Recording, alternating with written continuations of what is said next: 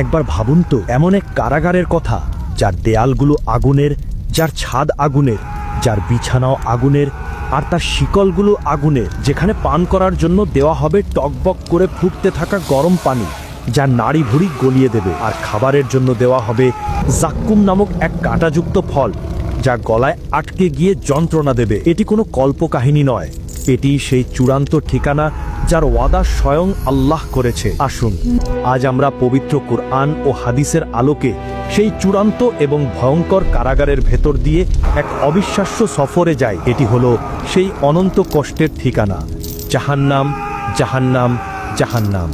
যখন হাসরের মাঠের চূড়ান্ত বিচার শেষ হয়ে যাবে এবং পাপী বান্দাদের আমলনামা তাদের বাম হাতে দেওয়া হবে, তখন তাদের চেহারা ভয়ে এবং হতাশায় কালো হয়ে যাবে। এরপর আল্লাহ হুকুমে ফেরেশতারা তাদেরকে টেনে হিচড়ে জাহান্নামের দিকে নিয়ে যেতে থাকবেন। হাদিসে এসেছে, সেদিন জাহান্নামকে 70,000 শিকল দিয়ে বেঁধে টেনে আনা হবে। সে রাগে ক্ষোভে এমনভাবে গর্জন করতে থাকবে যে তার শব্দে গোটা হাসরের ময়দান ভয়ে থরথর করে কাঁপতে থাকবে। যখন পাপীদেরকে জাহান্নামের কাছে নিয়ে যাওয়া হবে, তখন তারা দূর থেকেই শুনতে পাবে জাহান্নামের ভয়ঙ্কর গর্জন আর নিঃশ্বাসের শব্দ।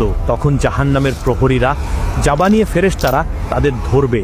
তাদের দেখতে হবে অত্যন্ত ভয়ঙ্কর, তাদের চোখে কোনো দয়ামায়া থাকবে না, তাদের অন্তর হবে পাথরের মতো কঠিন। তারা কোনো কথা ছাড়াই 70 হাত লম্বা বিশাল বিশাল আগুনের শিকল দিয়ে সেই পাপী বান্দাদের হাত পা বেঁধে ফেলবে। এরপর সেই শিকল দিয়ে তাদের মুখের উপর দিয়ে পশুর মতো টেনে হিচড়ে নিয়ে যাবে জাহান্নামের বিশাল এবং ভয়ঙ্কর দরজাগুলোর দিকে। জাহান্নামের মোট 7টি দরজা রয়েছে এবং প্রতিটি দরজার জন্য আলাদা আলাদা শাস্তি স্তর নির্ধারণ করা আছে। প্রতিটি স্তরের শাস্তি তার উপরের স্তরের চেয়ে 70 গুণ বেশি কঠিন। যখন পাপীদেরকে তাদের নিজ নিজ দরজার সামনে নিয়ে আসা হবে, তখন সেই দরজাগুলো এক বিকট শব্দে খুলে যাবে। দরজা খোলার সাথে সাথে জাহান্নামের ভেতর থেকে এক অসহ্য গরম এবং পচা গলা লাশের মতো জঘন্য দুর্গন্ধ বেরিয়ে আসবে, যা পাপীদের যন্ত্রণা বহুগুণে বাড়িয়ে দেবে। জাহান্নামের প্রহরীরা তখন তাদের ধাক্কা দিয়ে বলবে, ঢুকে পড়, এটাই তোদের সেই শেষ ঠিকানা যাকে তোরা দুনিয়াতে অস্বীকার করেছিলি। যখন পাপীদেরকে ধাক্কা দিয়ে সেই ভয়ঙ্কর জাহান্নামের ভেতরে ফেলে দেওয়া হবে,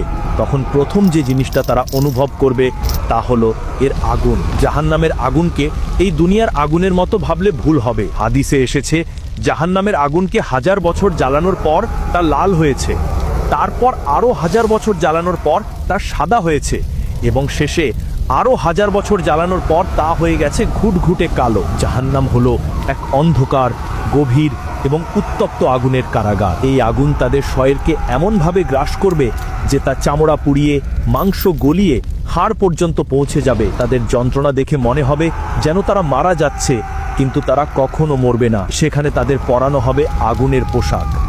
আলকাতরার মতো পিচ্ছিল পদার্থ দিয়ে তৈরি পোশাক তাদের শরীরে লেপটে দেওয়া হবে, যার উপর আগুন খুব দ্রুত ছড়িয়ে পড়ে। শুধু তাই নয়, তাদের মাথার উপর অনবরত ঢালা হতে থাকবে টকবক করে ফুটতে থাকা গরম পানি। সেই উত্তপ্ত তরল পদার্থ তাদের মাথা ভেদ করে চামড়া পুড়িয়ে পেটের ভেতরে থাকা নাড়ি ভুড়ি পর্যন্ত গলিয়ে পায়ের নিচ দিয়ে বের করে দেবে। এই ভয়ঙ্কর শাস্তির মধ্যেই তীব্র গরমে এবং পিপাসায় তাদের গলা শুকিয়ে কাঠ হয়ে যাবে। তারা এক ফোঁটা ঠান্ডা পানির জন্য হাহাকার করতে থাকবে। তখন তাদের সামনে পানীয় হিসাবে পেশ করা হবে হামিম।